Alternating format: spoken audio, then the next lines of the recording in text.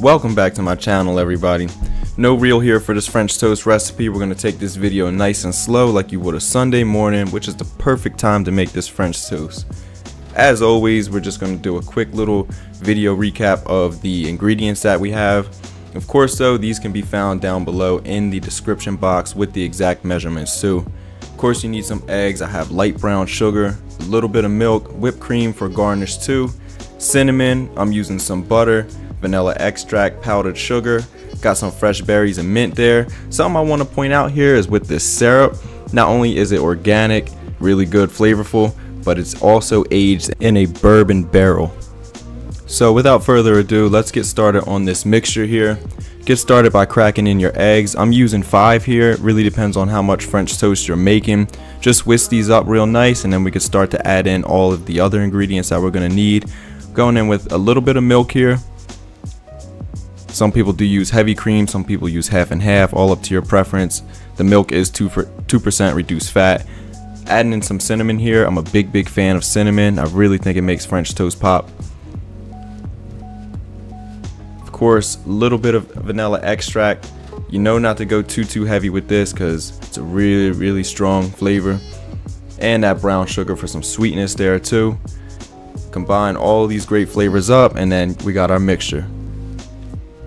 Once that's combined, we can heat up our pan, a little bit of olive oil, and I'm gonna melt some butter over low heat.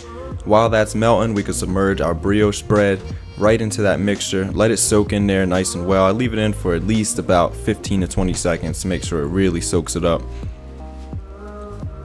By this time, that butter should be melted. Our pan is nice and hot. Still working over like medium-low heat. You don't want it too high here. And just drop those in. Not going to take too long. We really just want to get a nice brown coating on the bottom there. Definitely don't make sure you flip them too quick. You'll know because they'll actually be sticking to the pan usually when they're not done. But if you shake the pan and you see them moving, it's a good indication that it's time to flip. As you can see, we got some beautiful color onto there. Just going to continue cooking these on both sides. I give it one more flip just to soak up a little bit more of that butter, because why not? Definitely isn't something you should be having every day, but who cares anyway. Plating these up, no really special way, honestly. I'm just layering it just like this, and then we can begin to decorate it. I'm going in with some powdered sugar. Easy there, Scarface. Hey, it's alright though anyway.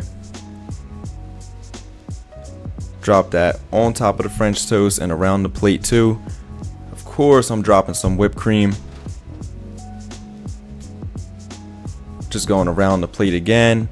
Now I'm just going to put one big bunch on top right here. Now we need those berries, of course, for some freshness because we're healthy, right? A little bit of strawberries, and I also have some blueberries like you've seen in the beginning. I'm just going to drop those evenly all around the plate, so every now and then you get a nice bite of some freshness. And it, like you heard me say before, I'm a big fan of cinnamon here, so I'm just going around with one little last dash of cinnamon on top of these whipped cream dots. And we're gonna drop that mint. Guys, if you like what you saw today, don't forget to like, subscribe, and hit that bell also. Just going in with a nice little drizzle around with that syrup that we had. Man, that's looking good. As always, thank you guys for watching.